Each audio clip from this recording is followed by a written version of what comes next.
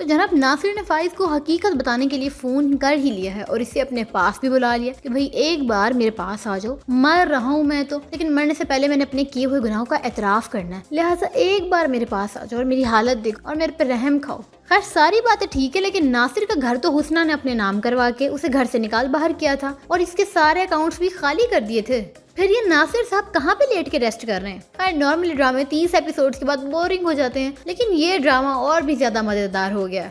Definitely अब की बार इसकी आने वाली एपिसोड में ऐसे सीन्स आएंगे कि आप देख के अपना रोना कंट्रोल नहीं कर पाएंगे। वैसे तो कहकशां की बातें हम भी इतना सीरियस नहीं लेते, लेकिन जनाब एक बात जो उसने की है इस एपिसोड में, पैसे के बगैर प्यार मोहब्बत के ये सारे रिश्ते फीके पड़ जाते हैं। अगर हम इस बात का कंपैरिजन अपने रियलिटी के साथ करें तो ये बात डेफिनेटली बिल्कुल 110% ठीक है, क्योंकि पैसे की जो वर्थ है इस बात का अंदाजा हम सबको बहुत ही अच्छी तरह से है। आपको क्या लगता है, क्या बगैर पैसे के आप खुशहाल जिंदगी गुजार सकते हैं? Do let us know in the comments. खैर एक बात जो उसकी बिल्कुल ही गलत थी कि भैया रिश्वत लो जो मर्जी करो लेकिन पैसा होना चाहिए, ये बात उसकी बिल्कुल गलत है। और आगे से उसकी औलाद भी एक तरफ उसको कह दी कि भाई हमें तो कुछ भी नहीं चाहिए, हम ऐसे ही खुश हैं, और ये बात भी उनकी बिल्कुल गलत है। पता नहीं है, एक तो हमारे ड्रामे रियलिटी बेस्ड क्यों नहीं होते। अब हरीम को नासिर जैसे कॉल करता है, अगर रियल लाइफ में कोई लड़का किसी लड़की को इतना तंग करता हो तो लड़की तो उसको वैसे ही ब्लॉक कर देती है, लेकिन जनाब यहाँ तो हरीम बड़े तहम्मुल से उसकी सारी बातें सुनती है।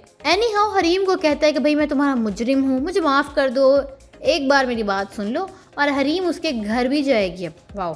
खैर जब सबके सामने नासिर एडमिट करेगा कि हाँ भाई शेख खानी के साथ मिलकर मैंने ही तुम्हारा घर खराब किया है, अब मैं इस डेथ बेड पे हूँ, मुझे माफ़ कर दो और मैं आराम से मर सकूँ। द मोस्ट इंटरेस्टिंगली थिंग कि फाइज अभी नासिर के कमरे में एंटर होता ही है, अभी वो हुआ भी नहीं होता तो वो सुन लेता है और नासिर के कमरे के बाहर ही खड़ा होके वो सारी की सारी बातें सुनने लग जाता है। जब नासिर साहब अपने सारे के सारे जराइम कबूल कर रहे होते हैं और वो सबके जिनकी वजह से उसने हरीम को कितना कितना बेइज्जत किया होता है सब सुनता है बाहर खड़ा होकर। अब जब हरीम नासिर की ऐसी हालत देखती है तो पॉसिबिलिटी तो यही है कि हरीम नासिर को माफ कर ही देगी। हालत उसकी कुछ ऐसी दिखाई देती है बस जैसे अभी गया, तो पॉसिबल यही है कि हरीम भी उसे माफ कर देगी। यहाँ हरीम खुश तो बहुत होती है कि भाई फाइनली उसकी इन अज़ाबों से जान छूट रही है, वहीं उसका दिल भर जाता है। और जब वो कमरे से बाहर रोती रोती आती है तो अचानक फाइज को रोता देख के वो और भी ज्यादा हैरान रह जाती है कि ओ भाई ये भी मेरे साथ ही सारी बातें सुन रहा है। वाह, ये सीन अब तक का सबसे मजेदार सीन होने वाला है।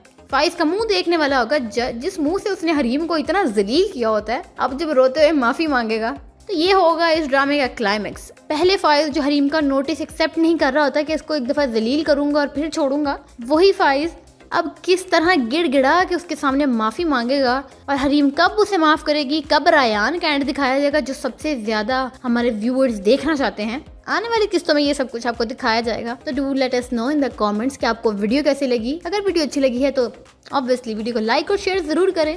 Will catch you in the next video. Stay tuned with the gossip shorts.